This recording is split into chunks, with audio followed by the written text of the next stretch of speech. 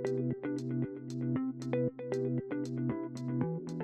everyone, welcome to another episode of Nyet into Simplicity.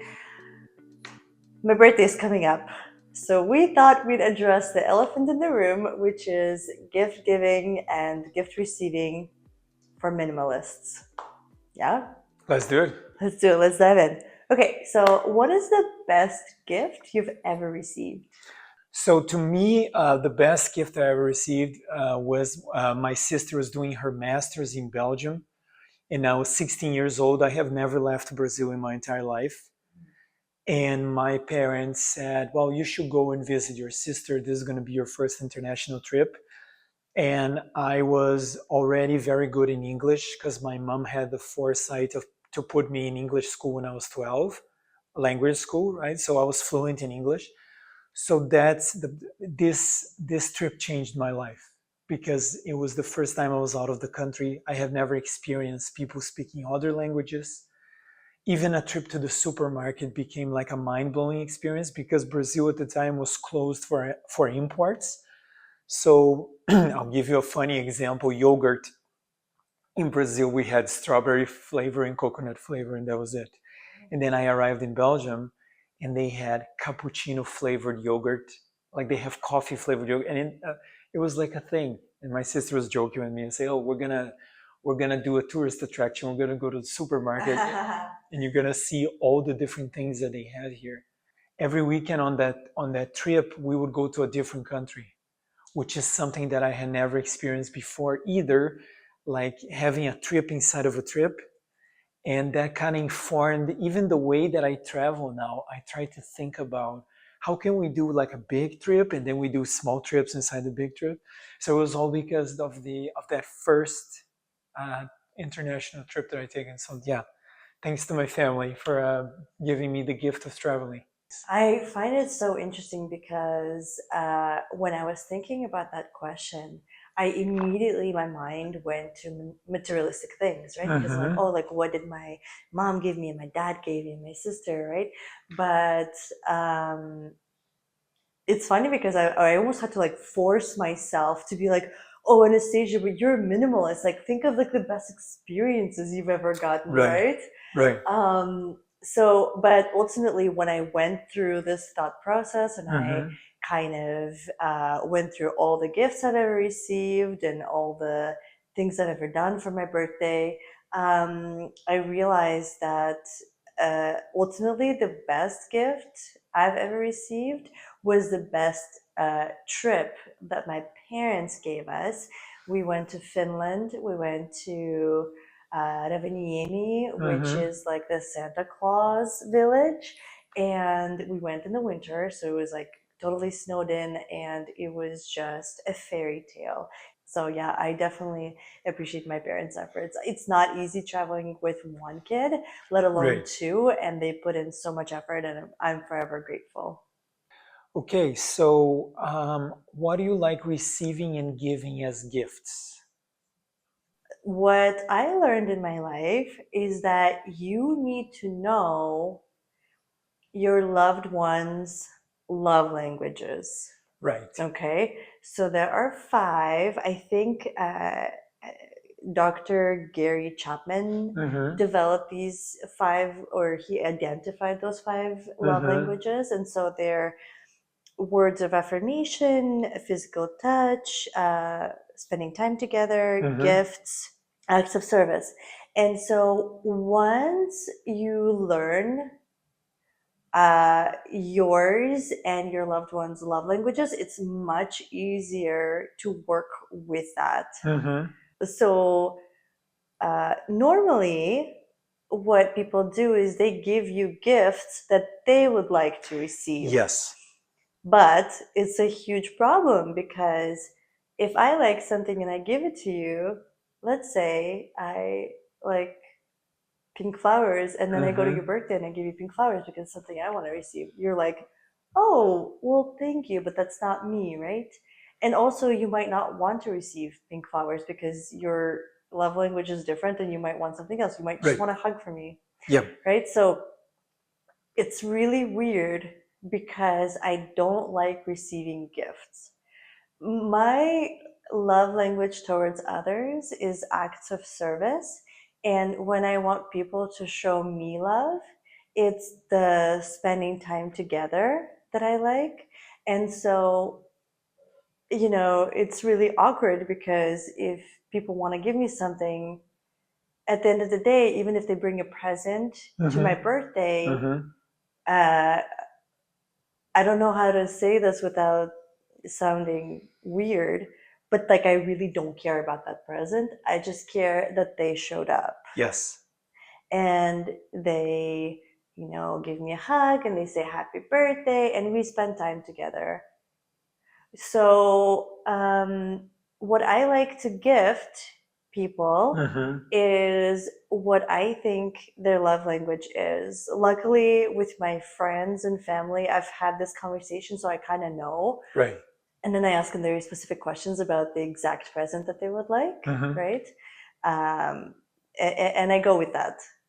But in terms of receiving, that's always a struggle. And I know that some people are big gift givers, right? They want to give gifts specifically. So I try to think of something that is materialistic, but would help with my lifestyle or add to my lifestyle versus something that I would need Okay. to take care of as a burden. Yes. I am the exact same way. So my love language is physical touch, acts of service, and spending time together. Because my family doesn't live here in Canada, we make it as a point in the entire family that we see each other every year. And this is more important than anything else. It's more important than any gift they're going to give me. And now that I fully embrace minimalism, I like to give experiences to people. So, for example, my mom and my sister, they were here for my mom was here for Christmas, and then my sister was here for New Year's and her birthday.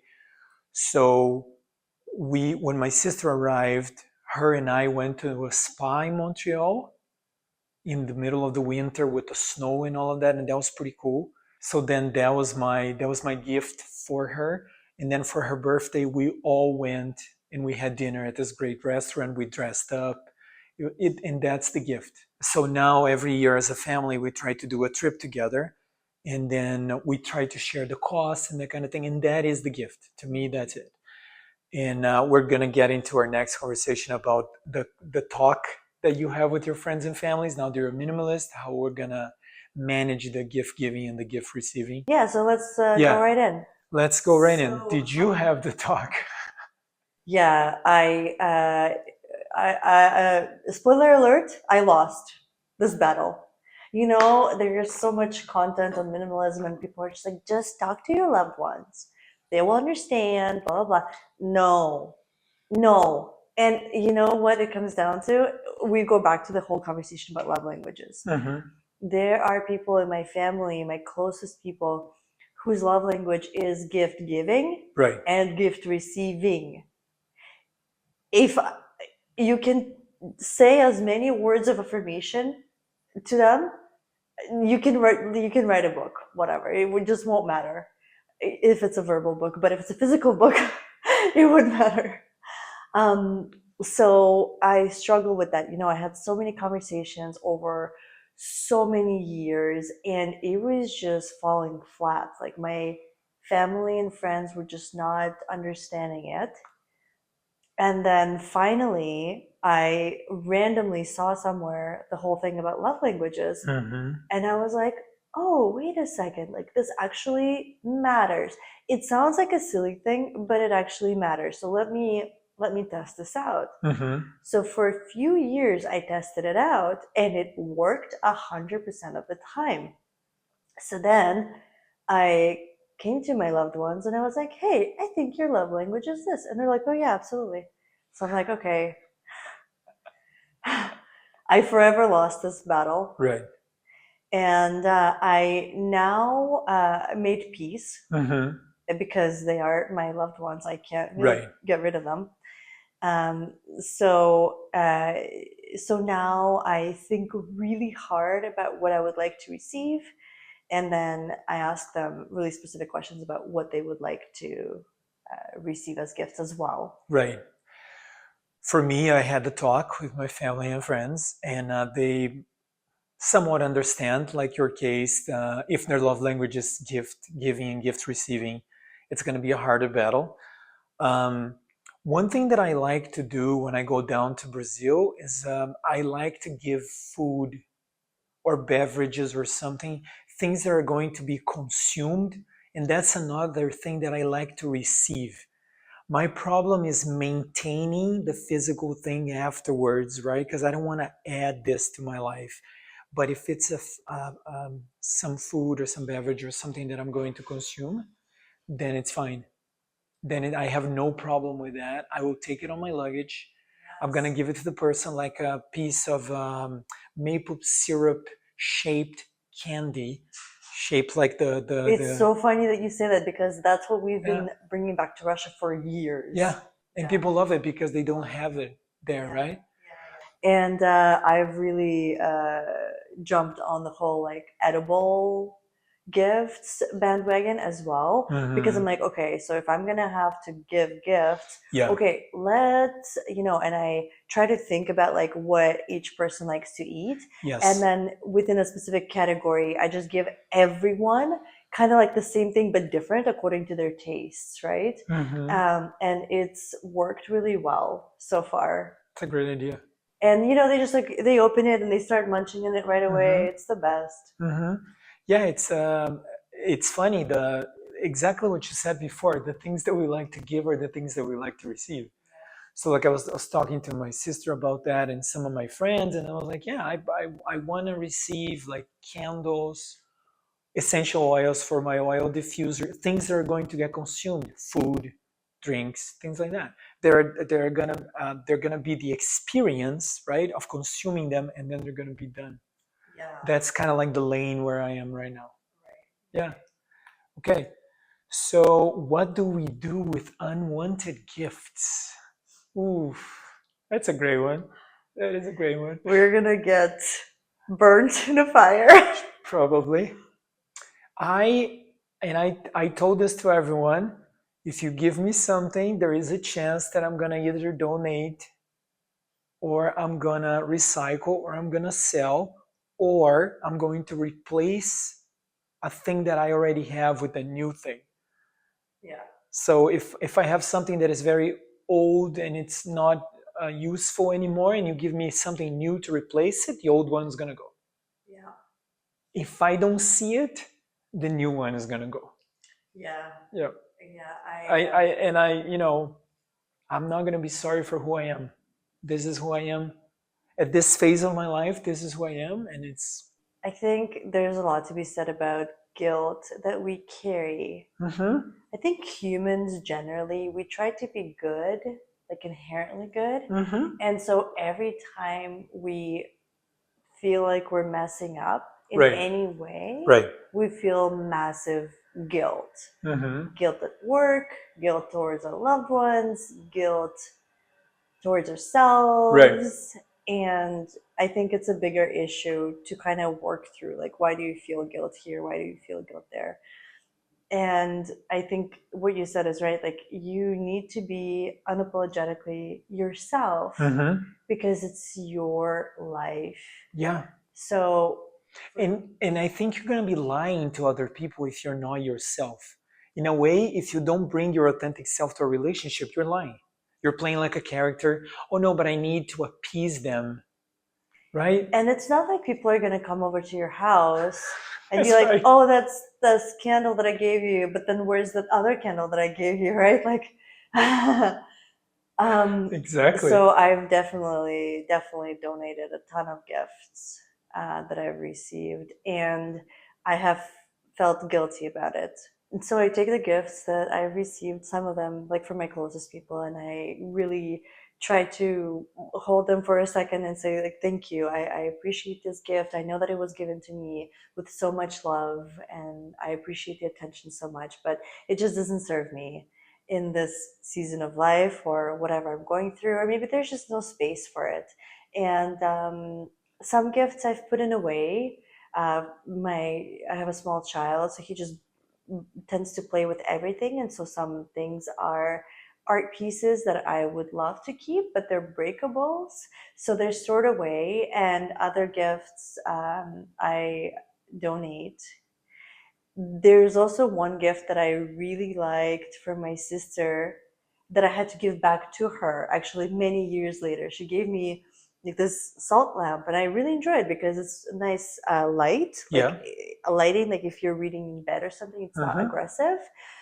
But and I've used it for many years, and I absolutely loved it. And then I had a child, and it's a heavy salt lamp. It can really fall on him, hurt him Mm-hmm. immediately. And so I gave it back to her, and I said, I so love this gift, but I just can't hold it in my space right now.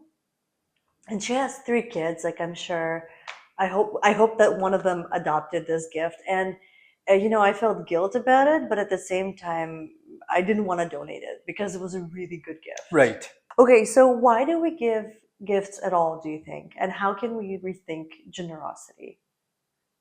So I think this goes back to the first answer that we given, and I really like the fact that we're basing our conversation on love languages, and I think people give gifts because that is their love language. They want to show to the other person, I was thinking of you when I chose this belonging to give to you. Like I spend my time and I spend my money choosing something that I think is going to be important to you. And this is me showing my generosity through a physical thing. And it's, yeah, and we can get into marketing and consumerism and all that, that we were trained now to give like Did you know belongings. that engagement rings was a marketing campaign? Oh wow. Okay, yeah. We It's should do another episode. literally the most successful marketing campaign of all time. Because now, if a man tries not to give an Yes. engagement ring, Yes. you're dead in the water. That's even more successful than the one where the that soft drink company was able to change the color of Santa Claus clothes. That's also successful, but the engagement ring is much more successful because it's not like you cannot even imagine. No, no.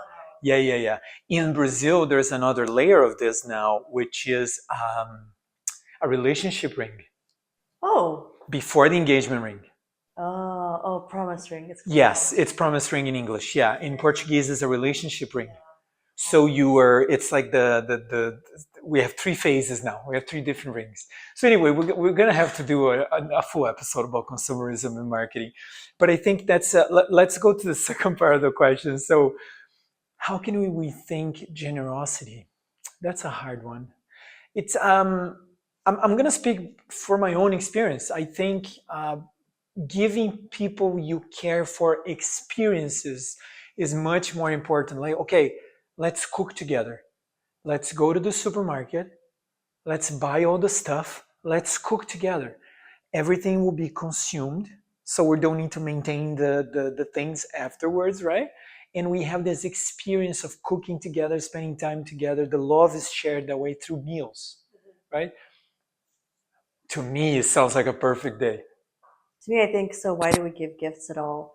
Um, there are certain things that we really want and we feel like it could really add to our life, but we Yes. would never buy it for ourselves. Okay. I recently, so my husband's birthday is also coming up, and he is a triathlete, and he had one brand of watch that Right. is okay, but it's not as helpful or detailed or amazing for his trainings as this other brand of watch. Right.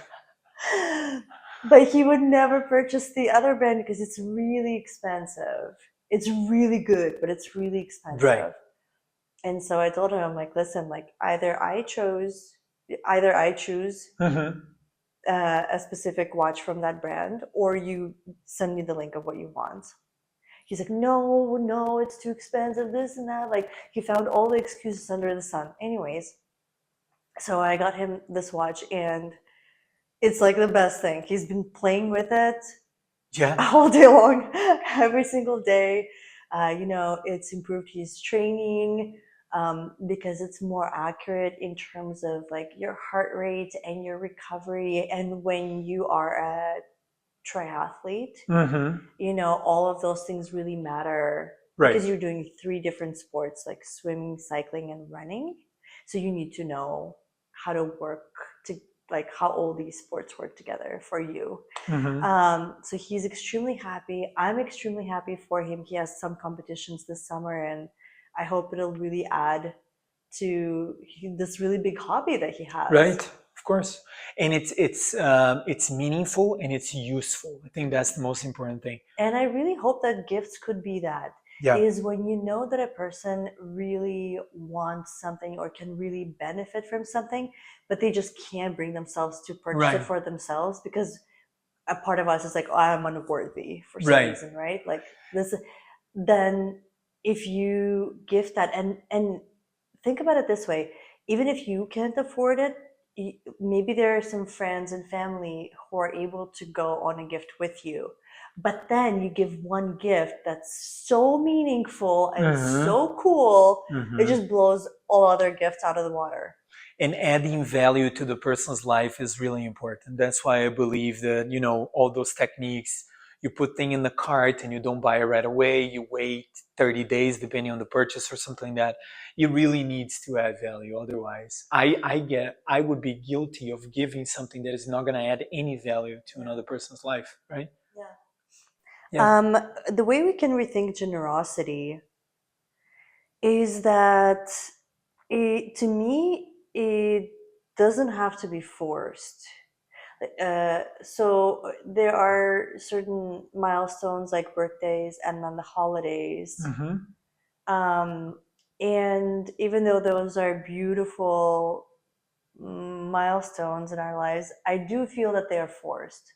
Like there are some years that gift buying is effortless, comes effortlessly to me, and there are years that it's really forced. And I find that some years I buy gifts for people just at random times of the year.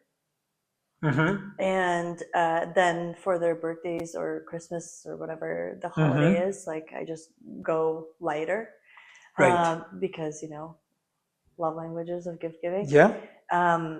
I just wish, I guess, that I wish we allowed ourselves to be generous with our loved ones when we felt like it, because it's just such a more genuine Yes. action. And perhaps you can, when you find something that you want to gift to another person, perhaps you can wait till a birthday or a winter holiday of sorts. I can't. I get too excited. Like my husband's birthday is end of May, and how long did I wait? Yeah. I didn't wait at all. I just wish that generosity was an ongoing thing that we did when we felt like it. Yes, I completely agree with you that generosity needs to be like a spur of the moment kind of situation. So when my family was here, I realized that we were going to spend my sister's birthday together, but we were not going to spend my mother's birthday together. So I had an idea. I said, let's go to this fancy coffee shop and French dessert place that I know my mom is going to love. And let's celebrate her birthday, not on her birthday. Like do like an early, a month and a half before celebration. And it was like a surprise. So we just drove there and my mom was like, what's going on? And then I said, no, we have something for you. My sister was on it. She was in it with me. And then we just arrived to the place and said, we're going to celebrate your birthday today. And she got emotional. She was like, oh my God. Yeah, because it was a generosity thing that I thought, let's do this experience while we're all together, right? And the dates thing, the Valentine's Day, it has to be, we celebrate love on this day. Yeah, every day should be Valentine's Day. Every day should be Valentine's Day. Okay, thank you everyone. That's it. Thank you for tuning in to this week's episode. Anastasia, what is the question of the week? Okay, let's talk about the best gift you've ever received. Let us know in the comments. Don't forget to find us on YouTube, Spotify, Apple Podcasts. Until next time on Nyet to Clutter, Sim to Simplicity, where we cut through the chaos and help you simplify life, work, and everything in between. Bye.